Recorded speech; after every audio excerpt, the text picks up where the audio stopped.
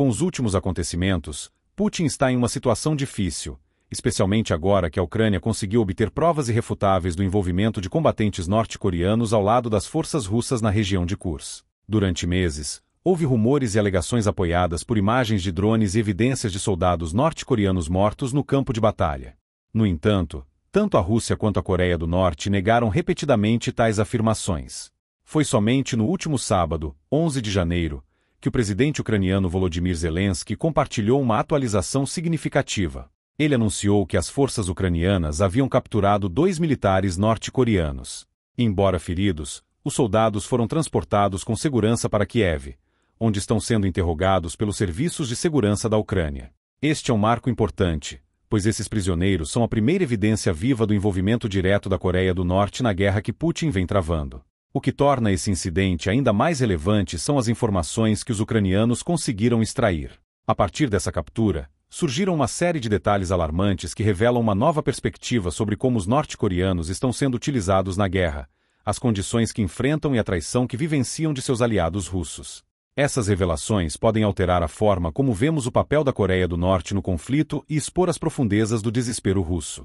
Este não é o primeiro caso de soldados norte-coreanos caindo em mãos ucranianas.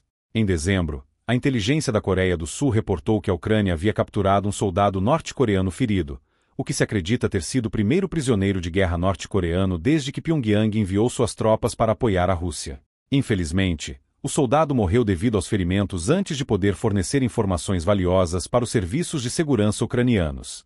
Uma foto do soldado circulou no Telegram, alimentando ainda mais as especulações sobre o envolvimento direto da Coreia do Norte no conflito. Este evento, no entanto, marcou uma mudança estratégica. Ficou claro que capturar soldados norte-coreanos vivos seria uma fonte vital de informações sobre suas operações, treinamento e o papel geral que desempenham na guerra. Essa percepção levou as forças ucranianas a ajustar suas estratégias, focando especialmente nas tropas norte-coreanas. Em outubro do ano passado, a Ucrânia deu um passo inicial para alcançar os soldados norte-coreanos. O governo incorporou a língua coreana em seu projeto Quero Viver, uma iniciativa psicológica lançada em setembro de 2022.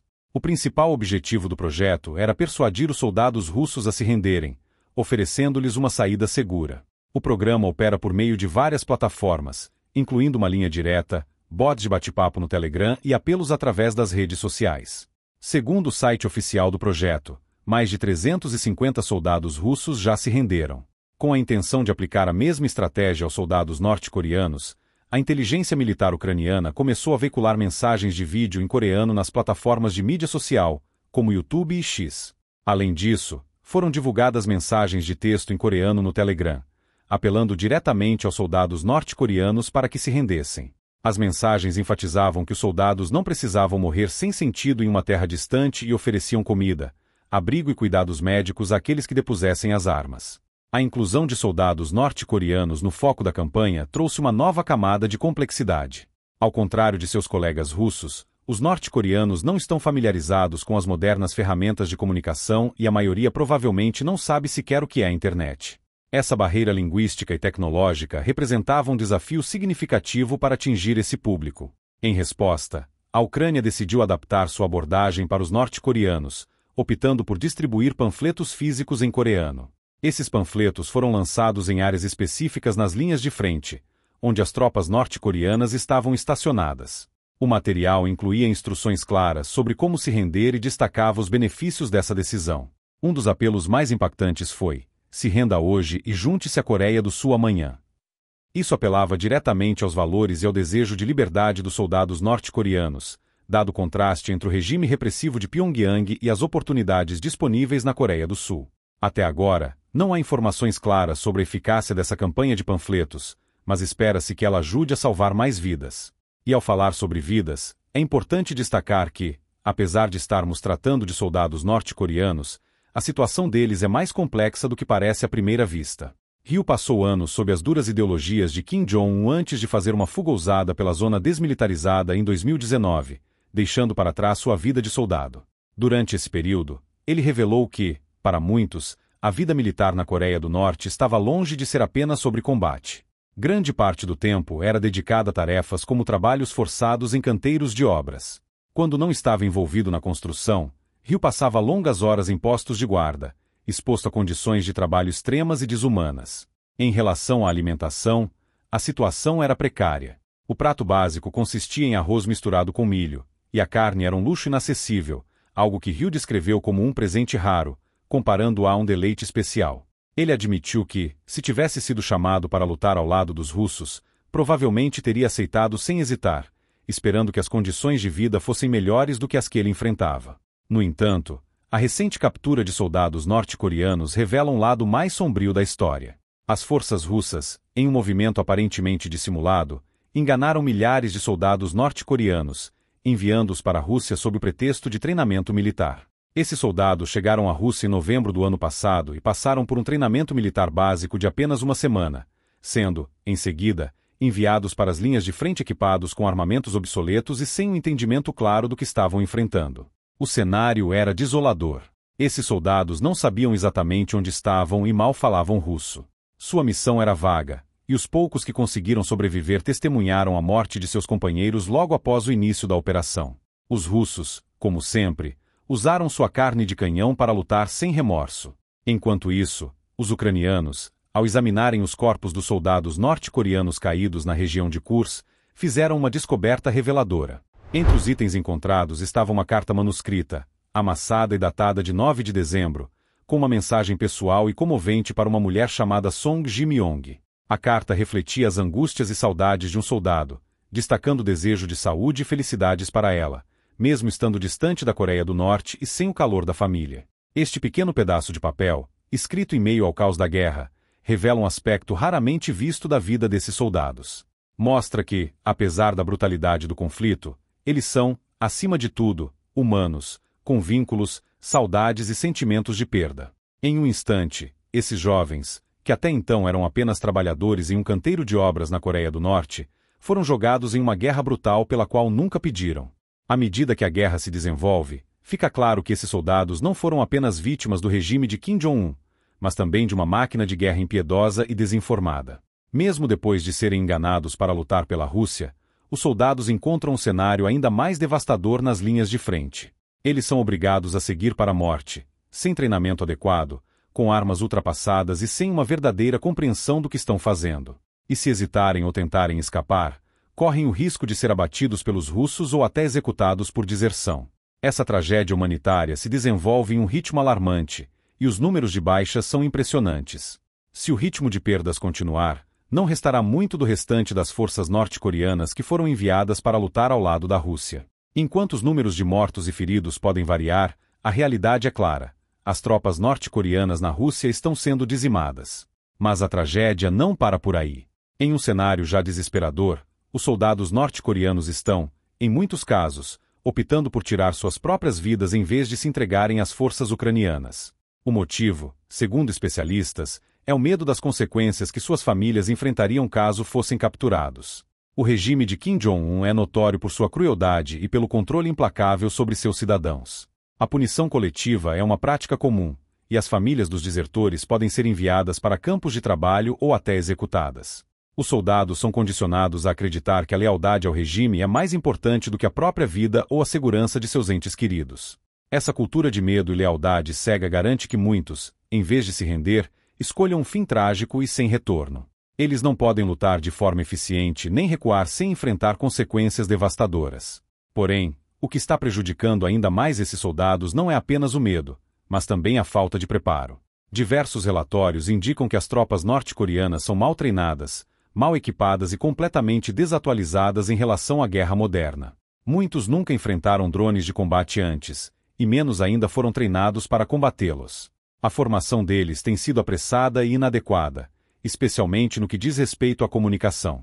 Relatos apontam que os soldados receberam um curso intensivo de comandos básicos em russo antes de serem enviados ao campo de batalha. No entanto, a barreira linguística gerou caos no terreno, impedindo que os soldados norte-coreanos se comunicassem de maneira eficaz com seus companheiros russos ou seguissem instruções cruciais. Uma unidade ucraniana observou que os soldados norte-coreanos usavam uniformes e equipamentos visivelmente diferentes dos russos. Além disso, as táticas empregadas por eles eram desatualizadas, com métodos que remontam a quase 70 anos, a Guerra da Coreia dos anos 1950. Naquela época, as batalhas eram resolvidas por ataques de infantaria massivos, guerra de trincheiras estáticas e bombardeios incessantes. Essas táticas, baseadas em força bruta e números, estão completamente desatualizadas para a guerra moderna, onde a tecnologia tem papel central. Não é surpresa que tais métodos tenham falhado de maneira desastrosa contra as estratégias adaptativas e tecnologicamente avançadas da Ucrânia. Desde a Guerra da Coreia, a natureza da guerra sofreu uma mudança radical. Hoje a tecnologia domina o campo de batalha, e a guerra de grandes forças deu lugar a unidades menores e mais móveis, capazes de realizar ataques rápidos e de precisão. Os drones se tornaram ferramentas indispensáveis, oferecendo inteligência em tempo real, localizando posições inimigas e orientando ataques de artilharia com precisão. O conceito de linha de frente também mudou, não é mais fixa, mas sim fluida, dificultando ataques em grande escala. A evolução da guerra deixou tanto as tropas norte-coreanas quanto seus aliados russos gravemente despreparados, sendo uma das razões pelas quais a Ucrânia conseguiu resistir e até colocar a Rússia em uma posição de desvantagem. Além disso, um soldado russo capturado descreveu as tropas norte-coreanas como não acertadas na cabeça, alegando que eles nunca sorriem e agem com uma dureza que os faz parecer desprovidos de humanidade. Ele contou que esses soldados disparam em qualquer coisa que se mova, sejam drones, sombras ou até forças amigas, sem avaliar a situação. Esse comportamento caótico e impulsivo não só prejudica sua eficácia, mas também coloca seus próprios aliados em risco. Devido a esses desafios e à mentalidade peculiar, os norte-coreanos operam em grupos. Eventualmente, essa formação densa se tornou sua sentença de morte. A artilharia ucraniana e os ataques com drones dizimaram esses agrupamentos, destruindo unidades inteiras em um único ataque. Segundo o soldado russo capturado, essas pequenas unidades frequentemente enfrentam pesadas baixas. No entanto, mesmo após testemunharem a morte de seus companheiros, os norte-coreanos sobreviventes continuam avançando, disparando qualquer arma que lhes seja entregue, sem considerar a estratégia ou sua própria sobrevivência. Essa persistência quase robótica provavelmente é resultado do rigoroso condicionamento que sofreram na Coreia do Norte. Além disso, existe o medo do que pode acontecer com suas famílias caso sejam vistas como fracassadas pelo regime. É difícil não refletir sobre o destino das famílias dos dois soldados norte-coreanos capturados. Quando questionado sobre seu desejo de retornar à Coreia do Norte, um dos soldados fez uma pausa e perguntou se os ucranianos eram boas pessoas. Após a resposta afirmativa, ele expressou o desejo de ficar na Ucrânia, dizendo que queria morar lá. O outro soldado inicialmente não respondeu, mas ao ser perguntado novamente, usando o termo Choson, o nome dado à Coreia do Norte pelos próprios norte-coreanos, ele acenou com a cabeça, possivelmente por causa da família ou por medo de ser enviado de volta à Rússia. Especialistas pediram ao presidente ucraniano Zelensky que não os enviasse de volta para a Coreia do Norte, especialmente o que expressou o desejo de ficar na Ucrânia, pois isso quase certamente resultaria em sua execução. A melhor opção para ele seria a Coreia do Sul, conforme sugerido por Zelensky. O presidente ucraniano também declarou que, caso uma troca de prisioneiros com os ucranianos em cativeiro na Rússia seja possível, a Ucrânia estaria disposta a devolver os soldados norte-coreanos a Kim Jong-un. No entanto, para os que não desejam retornar, opções alternativas poderiam ser consideradas, como a oportunidade de ajudar a promover a paz e compartilhar a verdade sobre essa guerra. Por outro lado, como os russos reagiram à questão dos soldados norte-coreanos capturados, expondo seu envolvimento na guerra? Em vez de reconhecer que os norte-coreanos estavam envolvidos na guerra, a Rússia tentou criar uma solução conveniente, uma identidade militar falsa. Eles criaram um documento, alegando que o soldado norte-coreano era da República Russa de Tuva. Este documento foi emitido em nome de Antonin Aranchin, uma pessoa real de Tuva, nascida em 1998. No entanto, o documento continha falhas óbvias, como a falta de foto, assinatura e data de emissão. Além disso, investigações jornalísticas revelaram que, embora houvesse alguém chamado Antonin Aranchin, sua vida real não coincidia com os detalhes do documento, como o local de nascimento e a profissão de alfaiate, que na verdade nunca foi registrada em sua história profissional. Então, por que foi escolhido Tuva? Por que não alguma outra região? Bem, é aí que as coisas ficam um pouco mais calculadas. Tuva é uma das regiões mais etnicamente distintas da Rússia, com uma população predominantemente asiática. Muitos tuvanos têm características físicas semelhantes às dos norte-coreanos, então, na superfície, isso pode parecer uma cobertura plausível.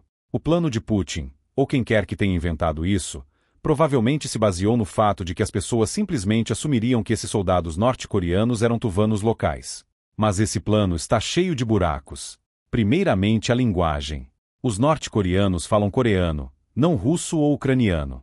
Mesmo se você tentar disfarçar sua aparência, eles não podem magicamente começar a falar russo do dia para a noite. Enquanto Tuvan é uma língua turca com sua própria identidade distinta, a maioria dos tuvanos é pelo menos conversacional em russo devido a décadas de integração soviética. Então, a menos que os soldados norte-coreanos de repente fossem fluentes em russo, o que eles não são, o plano desmorona assim que eles abrem a boca. Outra questão é a familiaridade cultural. Os tuvanos podem parecer semelhantes aos norte-coreanos, mas suas vidas e experiências são mundos à parte. Os tuvanos fazem parte da Federação Russa. Eles cresceram com algum grau de acesso à cultura russa, embora de uma posição marginalizada. Os norte-coreanos, por outro lado, passaram a vida sob um dos regimes mais isolados da Terra. Seus comportamentos, maneirismos e até táticas militares são completamente diferentes. Não demoraria muito para que alguém percebesse que algo estava errado. E não esqueçamos os aspectos práticos da guerra. As forças ucranianas conseguiram capturar soldados norte-coreanos e recuperar provas como essa identidade falsa. Mas no campo de batalha, esses soldados se destacam por mais razões do que apenas suas histórias de capa mal executadas. Eles usam táticas ultrapassadas como as que mencionamos anteriormente. Em uma nota diferente, o uso de Tuva em si revela algo mais profundo sobre como a Rússia vê seu próprio povo. Tuva e regiões similares são algumas das mais pobres e negligenciadas. Tuva, em particular, está na sombra da Rússia há décadas. Só se tornou parte da União Soviética em 1944, e seu povo tem enfrentado discriminação sistêmica e negligência desde então. A região tem alguns dos piores indicadores socioeconômicos da Rússia, incluindo alto desemprego e infraestrutura precária. No entanto, quando se trata de guerra, os filhos de Tuva são enviados para morrer na linha de frente, assim como todos os outros das comunidades marginalizadas da Rússia. Soldados dessas regiões minoritárias são frequentemente enviados para as linhas de frente desproporcionalmente em comparação com os de Moscou ou São Petersburgo. Em última análise, ao amarrar soldados norte-coreanos a Tuva, o regime de Putin não está apenas tentando obscurecer sua presença, mas também se inclinando para um sistema profundamente arraigado de exploração étnica e regional. Agora vamos voltar ao que isso significa para a Ucrânia. Uma coisa é certa: Zelensky vai usar essa oportunidade para galvanizar ainda mais apoio de seus aliados. Você deve ter notado que Zelensky tem consistentemente enquadrado essa guerra não apenas como uma luta pela soberania da Ucrânia, mas como uma luta global entre democracia e autoritarismo, expondo até onde a Rússia irá, alistando soldados de um dos regimes mais opressivos do planeta e tentando encobri-la. Zelensky reforça seu argumento de que essa guerra é um desafio direto à ordem mundial. Essa linha de raciocínio já se mostrou eficaz para garantir o apoio da OTAN e da UE, e provavelmente será um ponto-chave de discussão nas próximas reuniões com os aliados. Da mesma forma, a Coreia do Sul também expressou sérias preocupações sobre a crescente aliança militar da Coreia do Norte com a Rússia, vendo-a como uma ameaça significativa à segurança regional e internacional em primeiro lugar. A cooperação militar direta. Soldados norte-coreanos que lutam ao lado de tropas russas na Ucrânia mostram que Pyongyang está disposta a colocar botas no chão para Moscou. Isso poderia abrir um precedente perigoso, sugerindo que a Coreia do Norte poderia buscar apoio semelhante da Rússia em futuros conflitos, particularmente na Península Coreana. Em segundo lugar, a troca de tecnologia militar. A Coreia do Sul está preocupada que agora a Coreia do Norte esteja ganhando acesso a sistemas avançados de armas russas, como tecnologia de satélites, artilharia de longo alcance, drones e tecnologia de mísseis. Para um país já armado com armas nucleares, esse tipo de apoio pode aumentar as tensões na região e tornar a Coreia do Norte uma ameaça ainda maior em resposta a isso. A Coreia do Sul vem intensificando seus esforços diplomáticos e militares. Na frente diplomática, a Coreia do Sul tem trabalhado em estreita colaboração com seus aliados, particularmente os Estados Unidos, para abordar essa questão em fóruns internacionais como as Nações Unidas. As autoridades sul-coreanas pediram repetidamente sanções mais rígidas contra a Rússia e a Coreia do Norte e instam a comunidade global a levar esses desenvolvimentos a sério. No fronte militar, ainda estamos para ver algumas mudanças significativas. Isso provavelmente poderia incluir a implantação de sistemas avançados de defesa antimísseis, a realização de mais exercícios militares conjuntos com os Estados Unidos e o Japão e o investimento em tecnologias de próxima geração, como drones e sistemas de defesa acionados por aí. A Coreia do Sul também está acelerando o desenvolvimento de seus caças nativos KF-21 Boromai, com o objetivo de fortalecer sua superioridade aérea em caso de conflitos futuros. Por enquanto, o destino dos 2 soldados norte-coreanos capturados permanece incerto.